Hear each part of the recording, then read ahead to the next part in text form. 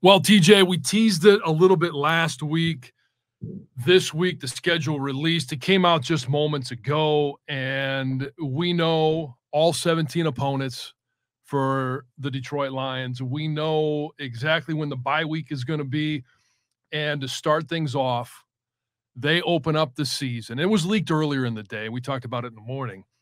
Kansas City on the road Thursday night, start the NFL season. I mean, you don't get much more front and center than that. Yeah, there's the hype is real. The hype is real with all the opponents that KC is going to play, and even the division opponents. And the NFL said no, we want the Detroit Lions game one to kick off the season against the reigning champs. I mean, look, there's nowhere to hide. Nope. I mean, I think if you're a player now, you kind of went through that phase last year where, hey, it was cute. We ended the season on a good note, and coming in this year, obviously everybody's expectations are high, but you're looking at that saying, okay, man, like I think we're supposed to belong now. Like there's nowhere to hide. We're going out week one, and and I know, look, no matter what happens week one, that's not an indication of what's going to happen the rest of the season. But to get that matchup, man, that lets everybody know that I think the hype is real around this team. Now we're going to see how they respond early in the season, because I don't want to be a Debbie Downer, but you just look at the last couple of years of Dan Campbell. I know the first year,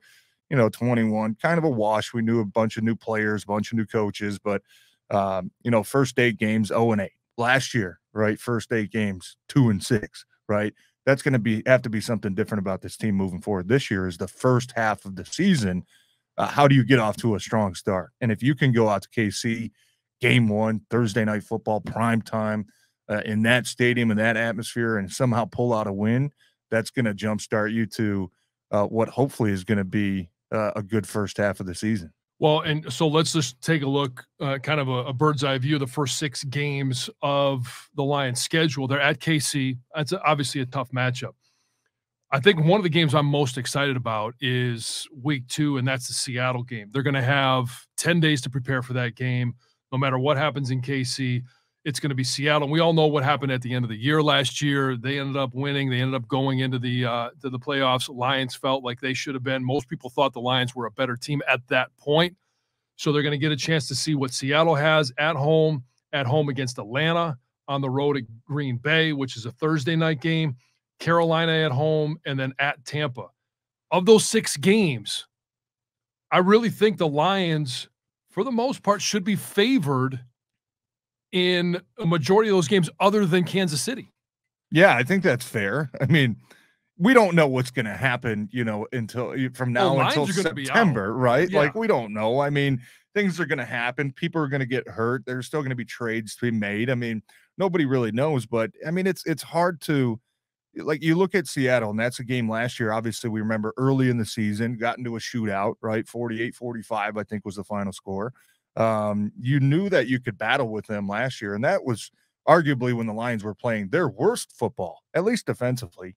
And offensively, I mean, we knew there was a pick 6 in that game too. But you really, the one trap you can't fall into, though, is that, oh, this team last year was bad, we should beat them this year. Or this team, they were really good last year, oh man, it's going to be a tough game. It changes year to year, man. It just does. But that Seattle game, I think, look, you have an opportunity looking at those first 2 games, right? 2 playoff teams, obviously the champs, and then Seattle, who was a playoff team last year.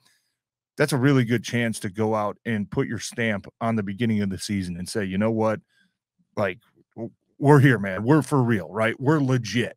So that Seattle game to me is going to be interesting. I don't think it's not really a rivalry, but, you could argue that, there is some bad blood with how the end of last season played out with them keeping the Lions out of the playoffs, right? But everybody puts, when they do power rankings, right, and it's the Lions and it's Seattle. They're kind of both grouped into what the question marks about quarterback, the question marks about where the franchise is going, or is Seattle just going to have? I mean, last year they made the playoffs, but is it a 1-year hiccup for them after trading Russell Wilson? They had all the draft picks. They've got that new draft capital. It's all part of the roster now.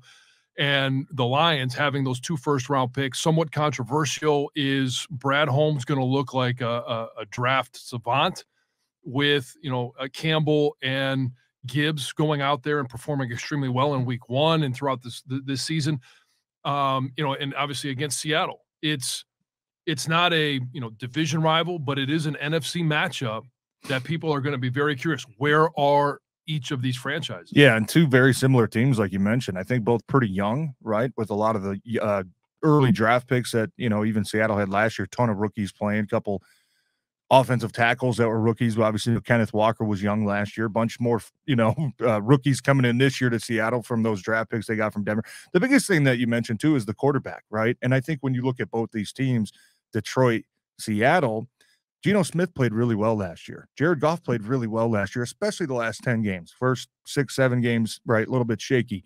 The question, obviously, is are these guys, is this who they are, or was that kind of a one-off year, right? Can these guys sustain that level of success? Can Geno Smith come out again and prove that he is, in fact, a starting quarterback and a franchise quarterback in this league? And the same question I think Jared Goff is still going to be facing, right? Can you go out there and prove that you can do it for a full season, not just, 4 games here, 5 games there? You know what I mean? You got to put together a whole season. So I think those 2 teams definitely interesting, definitely probably in the same boat as far as, people expect them to take a big step. But like a lot of teams, it's probably going to come down to the quarterback play and how consistent you get at that position. Moving in the next couple games, at Atlanta, don't really know, right? Last year I think they were kind of a weird team, where they were a lot better at some points than people thought. I think they had a top 3 rushing attack in the league with, you're looking at a lot of these guys, and it was like Tyler Algier and Caleb Hunt. They go out and they make a big splash in the first round as well this year, getting Bijan Robinson, right? That's going to be an interesting game. Atlanta could be one of those teams that obviously we know they're going a different direction at quarterback with Desmond Ridder, apparently. Yeah. But that could be a team that you're looking at saying, hey, a weak NFC South, maybe they're feeling a little bit better about themselves than the outside world is. But you get that game at home. You get back-to-back at home there with Seattle and Atlanta. I'm in the same camp as you that I think it would be disappointing if they don't win both of those games, right?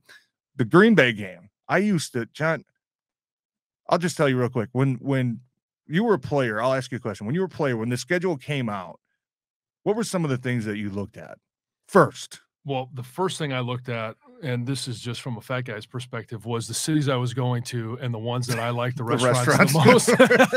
You knew it was coming. Yeah, I wanted to know what steakhouse I was going to. And then obviously I would look at individual matchups for me, like when was I going to be playing against Mike Strahan? Yeah. When was I going to be playing against Dallas and some of the matchups I had there? It was Carolina on the roster, it just different matchups individually that I had. And then obviously I'm looking at when is our division games, how many home games did we have? Were we going to be playing Monday night? We're going to be playing Thursday, for at that time, it was simply just Thanksgiving Day. What was it that you looked at? I always, number one, look for the bye. I always wanted, you always pray for middle of the season bye. Week 10-ish bye. Yeah, I think middle to late. Yeah. Yes. Those week 4 buys were absolutely terrible. You're like, come on, you don't really need a bye that early. You'd like to go, let's rip off 9 or 10, get an off week, come back, finish strong. I think every player that's ideal for you. Number 2 for me, I think, was primetime games. You wanted to see where the primetime games were, who you were playing on the road, at home. And I got to be honest with you, as a player, John, I'll put it this way. As a kid growing up, you dream about playing Monday Night Football. Yeah. Right? When you're a player in the NFL, at least for me, I hated you Monday dream night about games. playing 1:00 Sunday games. you dream about playing 1:00 Sunday games, going home, cracking a beer by 5:00. Right. You don't and watching everybody else play. Players do not like sitting around all day on a Sunday or all day on a Monday and thinking about 1,000 different things and going out there late. It's just, trust me, players just don't like it.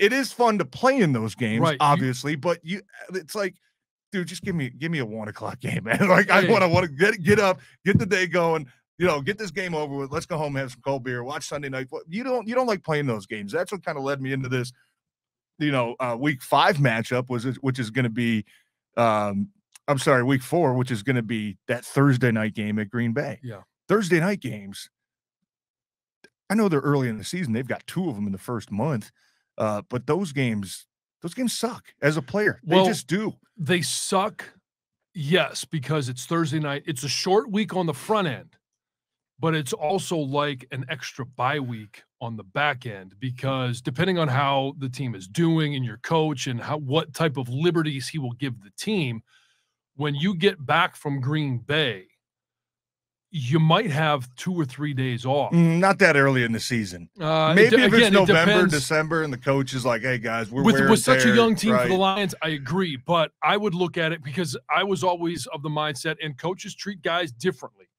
where, hey, Thursday night matchup, and at the end of my career, we started to have some. And maybe it was just because it was the end of my career when we would play Chicago on Thursday night. We'd get back, and coach would say, hey, if you've been in the league for more than 4 years, we'll see you on Monday.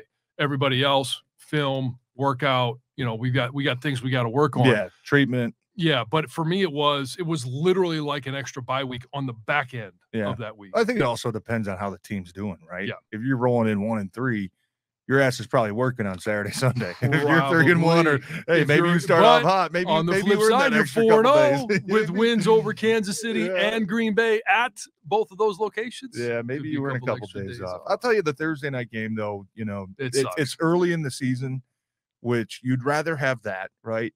There's nothing worse than going late into the season.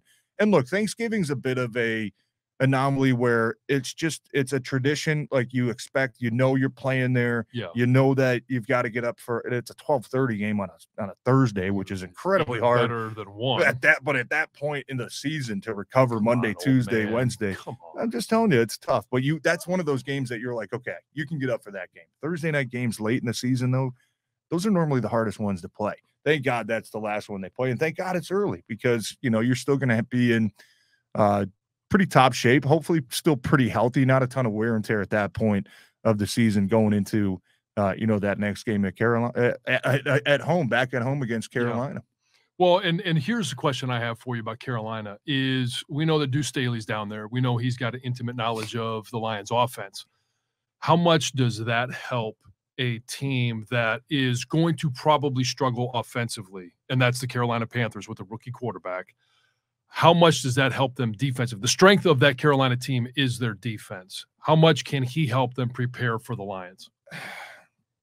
It's probably overblown when you think about it. I mean, you're always sitting there saying, hey, these are the calls, right? Hey, listen to the old lineman. If they say this, maybe that means, hey, run right, or the center's double teaming right, or pass protection. Say if they call out, a duel, that means, whatever it is, you can kind of share some of that information. But I think that's very easily countered because the other side is probably going to know that. So now you probably have a chance of playing some mind games, right? Making phony calls, making dummy calls to try to get them to, think it's a run, and boom, you hit them with the play action. So I think that's kind of overblown a little bit. Now, I do think that, if you have a coach that's with a group of players for an extended period of time, obviously you watch them in practice every single day, the work habits, who they are personally, who they are individually. So that probably comes in a little bit of the part where, hey, I know, I watched our, left guard get beat on this move a lot in practice, right? Maybe that's something we want to attack them. You know what I mean? Like you can work on more of the individual matchups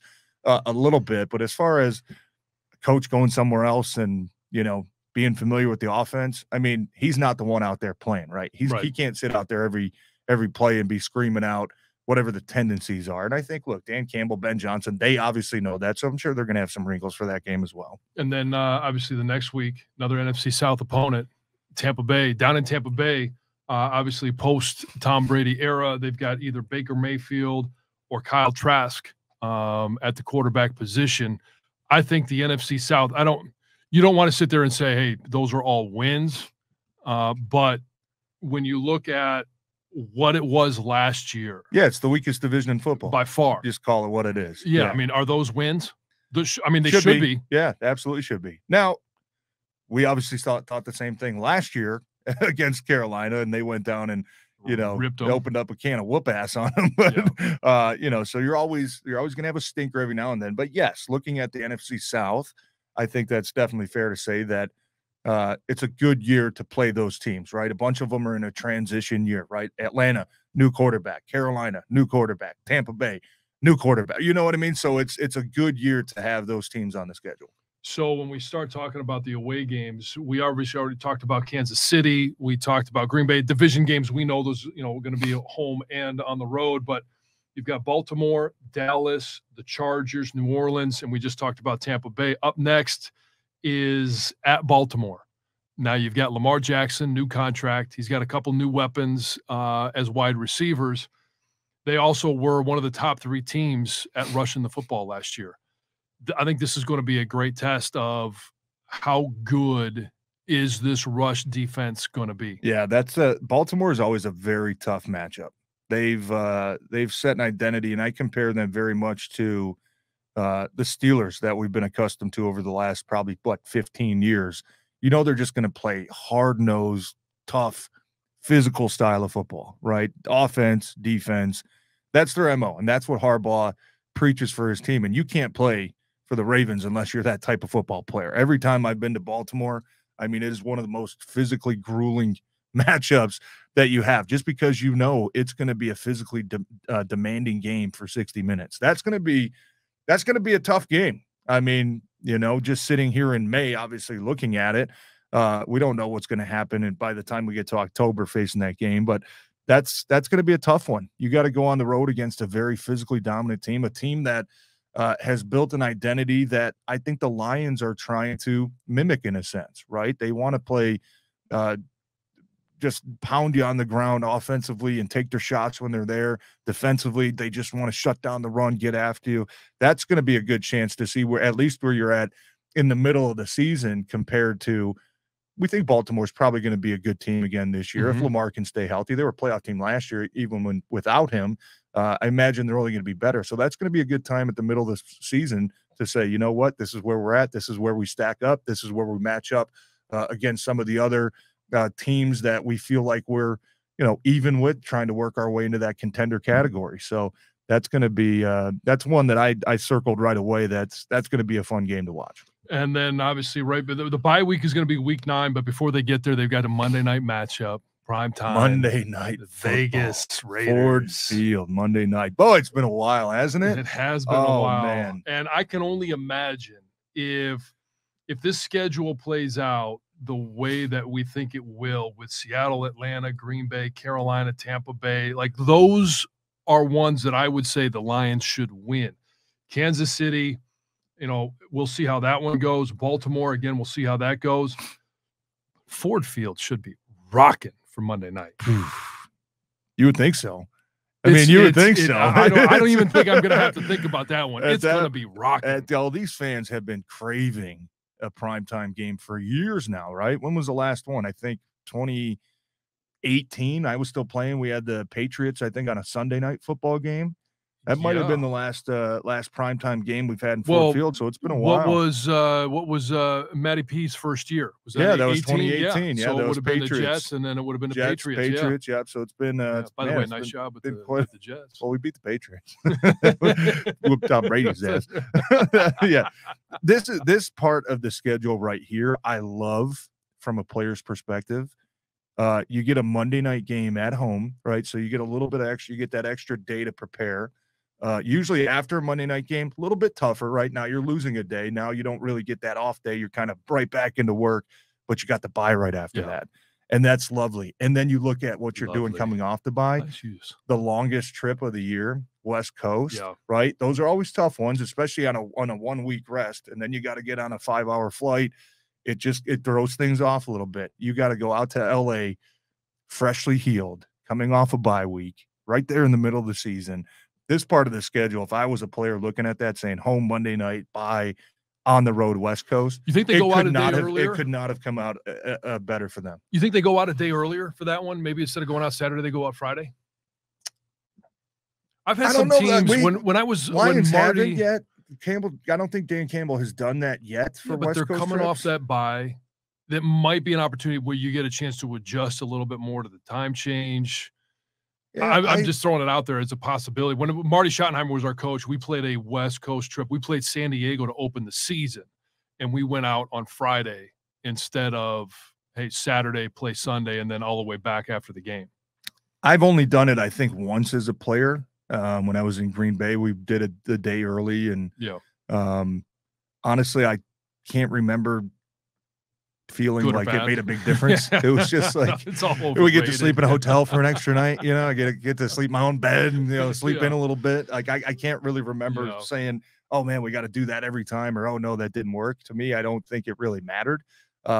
Especially, I mean, the only time I think we really left early, this is the last couple of years now, working the sideline and being with the team, is usually if there's like a weather concern and you have to get out a day early. But I don't think Dan Campbell is really bought into that whole day early for West Coast trips, especially coming off a bye. Everybody's going to be pretty rested up. I don't think you're going to have to try to fit in anything else there to say, okay, we got to try to even the playing field. You're coming off a bye. You should be pretty healthy at that point. So after they get back from that trip to LA, they've got 2 home games, Chicago, and then the Thanksgiving game against Green Bay.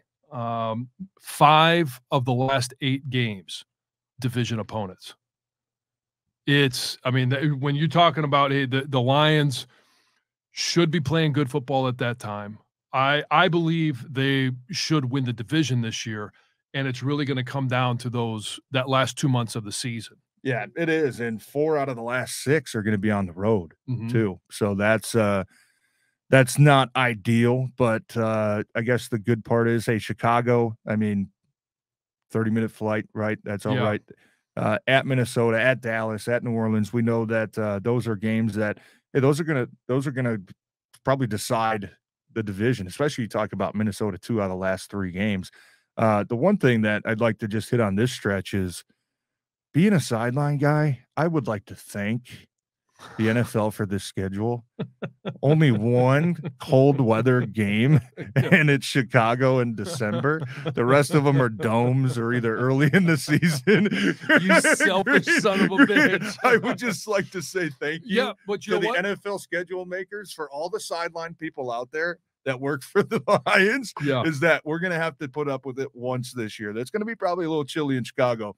But last year was brutal, John. We had about 5 of them last year. It's just like, man, I'm so I don't know if I can do this. Oh, my goodness. Were your hands cold? Oh, frozen. Hey, but along those same lines, and this has been one of the knocks on Jared Goff, is can he go on the road and win? Can he win when it's cold? Obviously went to Green Bay last week of the season and played well, got a win. But to your point, it doesn't matter if you're Jared Goff, if you're any other quarterback. You want to be able to be playing in a dome come December and January. And Jared Goff will have that opportunity, whether it's at home or it's, hey, on the road against New Orleans, on the road against Minnesota. Dallas is obviously not going to be a cold weather, but you're going to be, Denver's at home, Minnesota's at home, again, domed. So it sets up well for Jared Goff. Yeah, it does. And I think that he's probably kind of shown us the last couple of years that you're getting those cold weather games outside, a little bit windy, he doesn't perform best, right? I think that's fair to say. So that Chicago game probably be the one time that we have to see the double gloves this year. Yeah, but that one's still in November, and you might get that one's December 10th at Chicago. Oh yeah, sorry, I was looking at the home game in November. That's probably it's going to be chilly. Yeah, it's going to be cold. But I think and look, 4 out of 6 on the road to close the season isn't ideal.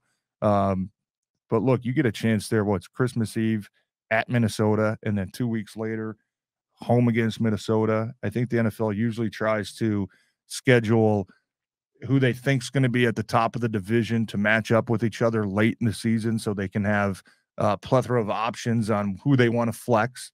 Obviously, so that's that last stretch is going to. Man, that's probably going to decide the division, right? I think we're on the same page where we don't expect Minnesota to be another 13-win team and win 8, 1-point games, whatever it was last year. But this is probably going to be that time of year where hopefully we're in a better position than we were last year. Last year they were fighting to try to get in the playoff spot. Hopefully they're fighting to either maintain a lead in the division or try to knock off Minnesota twice to really take the lead.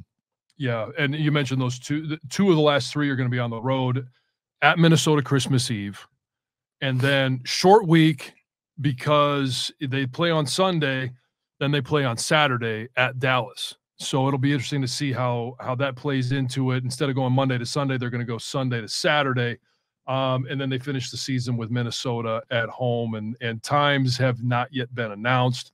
But I got to believe that a lot of those games at the end of the year, the Lions are going to be in contention for having some of those games flexed. Yeah, and it would be disappointing if they weren't, obviously. Now, could be an opponent issue.